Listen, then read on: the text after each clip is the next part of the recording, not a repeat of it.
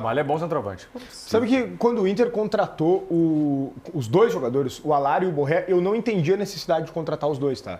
Claro que dois bons jogadores, o Alário acho que muito mais por uma questão física não tá dando certo no Inter. É jogado diferente, né? Sim, mas é que já era visto que não funcionaria e não funcionou. Posso te dizer, claro. Vou te dizer por que o Inter contratou os dois. Na verdade, foi um combo. O Eintracht Frankfurt queria se livrar dos dois jogadores, né? Não só dar o Borré, ele queria também tirar o Lucas Alário do seu grupo. E aí fez um bem bolado com o Inter para o Inter contratar. Até no Voz do Gigante, o Bruno Voltro, um abraço pro Bruno Voltro, brincou que era basicamente o combo, o Big Mac, né? Não, era o Diego Brião, desculpa. Era o combo, tu compra o Big Mac, né? E vem a batata frita junto, né? Quando tu compra o hambúrguer, né? Então era o Borré com o Alário. Por isso que um saiu quase de graça. Por isso que um saiu quase de graça, exatamente. Mas assim, eu não teria... Um e meio, se eu não me engano, de euros. Isso explica, mas assim, ó, vamos o lá. Alário seria titular no Grêmio? No Grêmio? É. Cara, eu acho que não. Não? Sinceramente. O Alário, a qualidade dele é indiscutível. Eu achei um baita centroavante. Só que já jogou mais, né? Qualidade, ele não desaprendeu a jogar. A qualidade dele é indiscutível. Ele é um baita jogador em termos técnicos. Agora, em termos físicos, infelizmente, ele não tem conseguido entregar. Tomara que consiga, mas o Inter tentou de todas as formas e não deu. Hoje o Inter não joga com dois atacantes, o Inter joga com um cara. E é o Borré, até porque tá jogando bem e encaixa mais na característica do estilo do Roger. O Valência é o reserva, dá uma variação tática, e o Ribeiro pegou bem no início do programa, o Ricardo Matias, a terceira opção, no mínimo, na boa. A terceira opção, se não for da base, ainda mais um jogador que faz gols e é destaque, fecha a base. E não é o que está acontecendo no Inter. O Roger está dando oportunidades e a gente está vendo os garotos aparecendo. Então não precisa de substituto do Alário.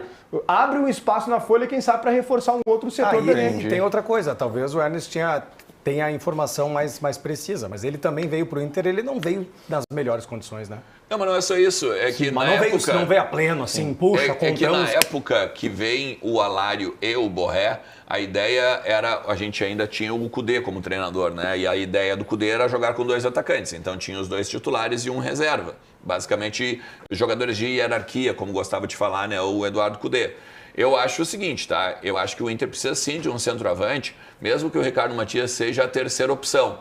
Porque em um determinado momento... o Borré e o Valência não estão por estar a serviço da seleção, tu não pode botar só no guri a responsabilidade, né? Tu tem que ter, no mínimo, um jogador para ser ou reserva do Ricardo Matias, ou até mesmo aquele cara que vai fazer a disputa de posição quando os dois principais jogadores não estiverem. Eu acho que tu pode, sabe por quê? Porque assim, ó, hoje ele é um guri. Não, é evidente.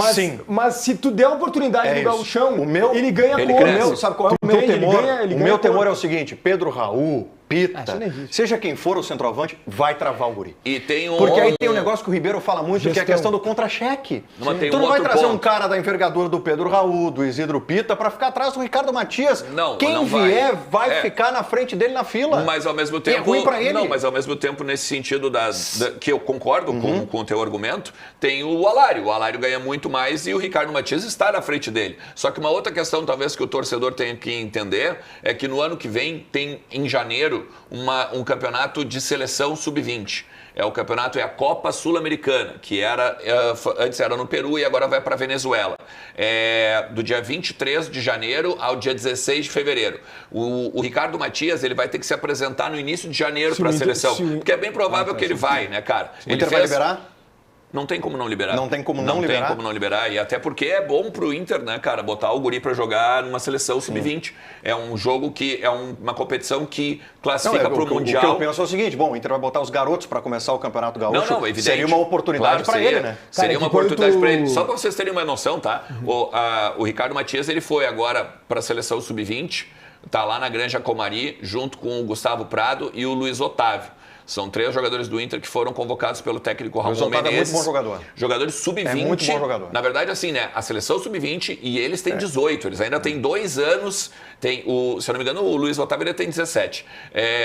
Eles têm 2 anos de sub-20. Só para ter uma ideia. E o guri jogou de titular. O Ricardo Matias, nos 2 jogos que a seleção fez, 10 gols, tá? Pedindo passagem. 10 gols. O Ricardo Matias fez 5. É que, olha só, tu disse que jogos. hoje o Alário é a quarta opção, mas Isso. ele virou quarta opção depois de várias vezes que ele foi terceira e não deu resposta. Isso aí. Aliás, o Alário também travou o Ricardo Matias. Isso, porque a partir do momento que tu liga para um Pedro Raul, que na minha opinião não serve para o Inter, e tu diz para ele vir para cá, tu vai prometer que ele vai jogar.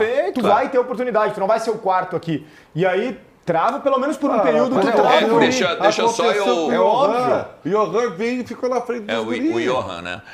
Na verdade, assim, só para também contextualizar. O Inter não ligou para o Pedro Raul. Sim, foi oferecido. Né? O Pedro Raul ele foi oferecido para o Internacional, porque o Internacional já quis contratar esse jogador lá atrás, quando ele foi destaque no Goiás, pelo Campeonato Brasileiro de 2022. Daí ele acaba vendido para o Japão, ele é depois daqui, ele volta, ele é porto-alegrense.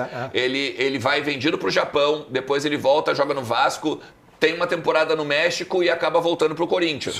No Corinthians, faz 2 meses que ele não atua. Cara, ele quer novos ares. Ele é o novo Luan do Corinthians. Assim. Salário milionário e não joga nada. Ele é um cara que o Ribeiro Neto, na semana passada, falou que o Bernabé estava de aniversário.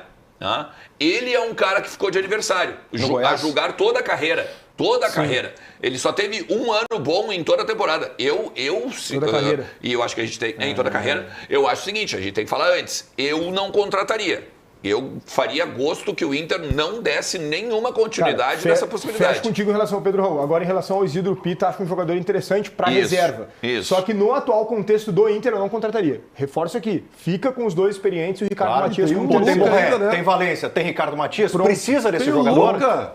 Tem o Luca. Tem o Luca Holanda também.